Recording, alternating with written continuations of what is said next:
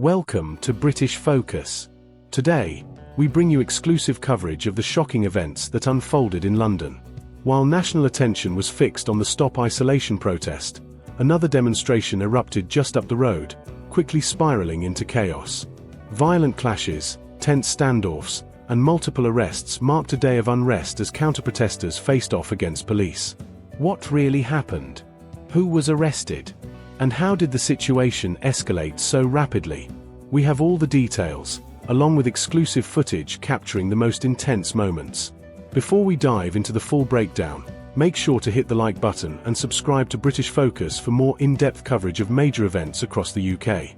Now, let's get into it and uncover the truth behind this chaotic day in the capital.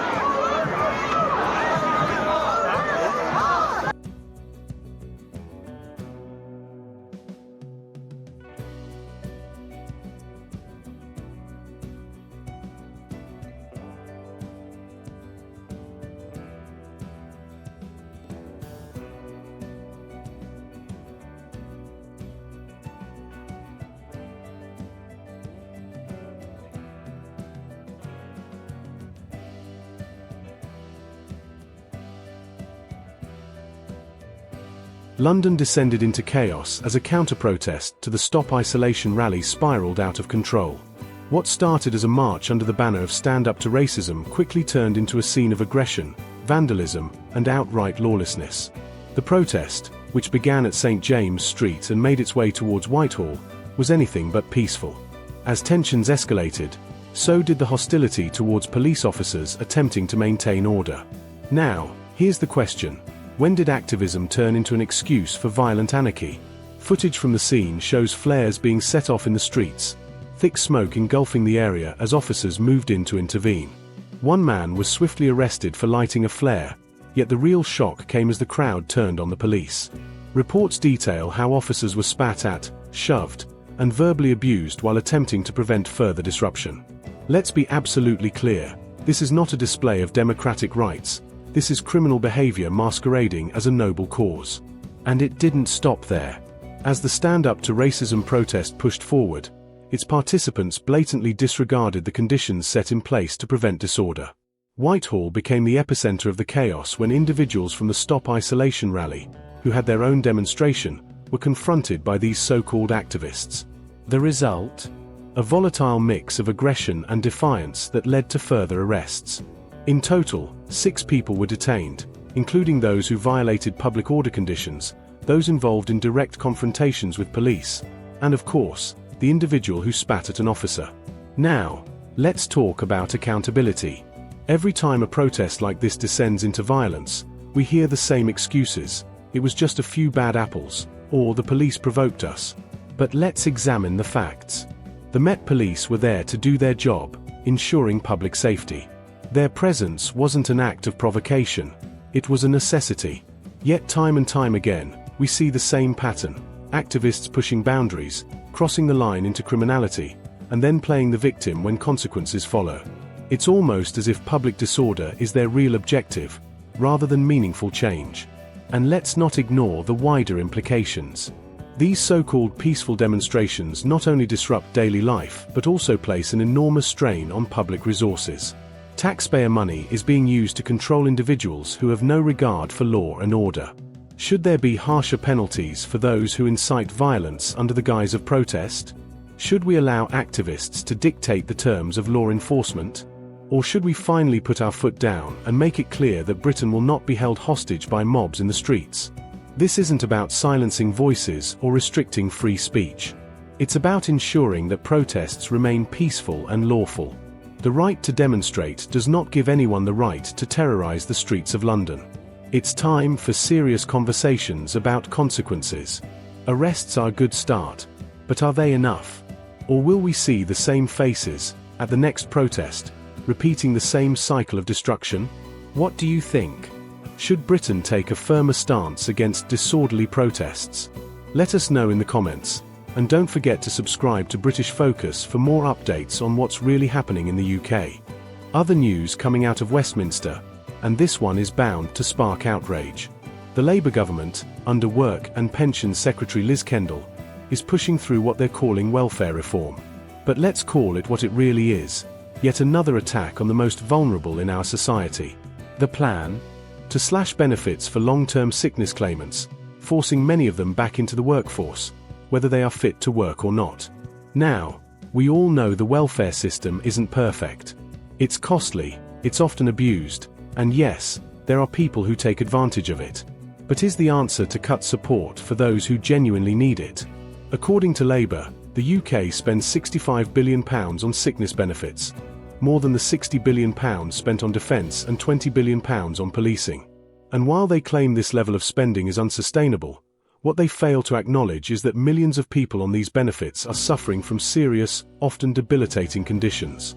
Under these new reforms, individuals who receive financial support due to long-term health issues, particularly those with mental health conditions, will see their payments slashed by up to £5,000 a year. That is a devastating amount for someone already struggling. Many of these people cannot simply get a job. They are dealing with conditions that prevent them from maintaining steady employment. Anxiety, depression, PTSD, chronic pain, these are not made-up excuses. They are real conditions, affecting real people.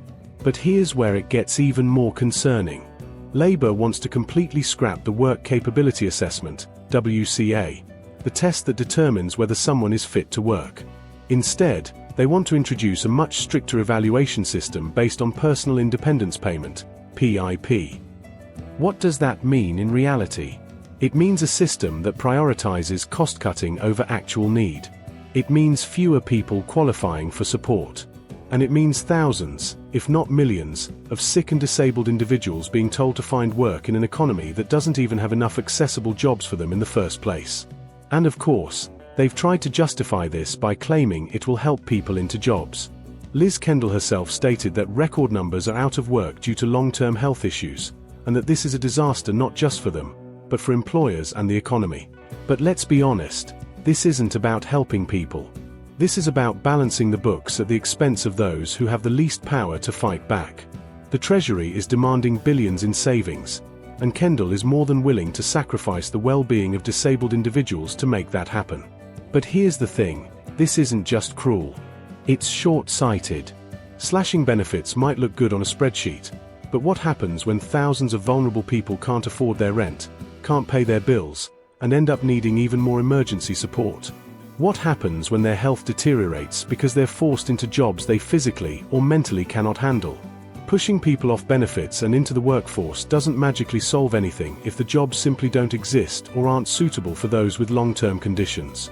And let's talk about the reality of work in Britain today. It's not as if we have an abundance of secure, well-paying jobs waiting for those being pushed off benefits. The job market is already unstable, wages have stagnated, and thousands of companies are cutting back on hiring. Where exactly are these sick and disabled individuals supposed to go? Employers already hesitate to hire those with long-term health conditions due to concerns over productivity and costs. This policy assumes that if you just remove the financial safety net, people will somehow magically find work. But life doesn't work like that.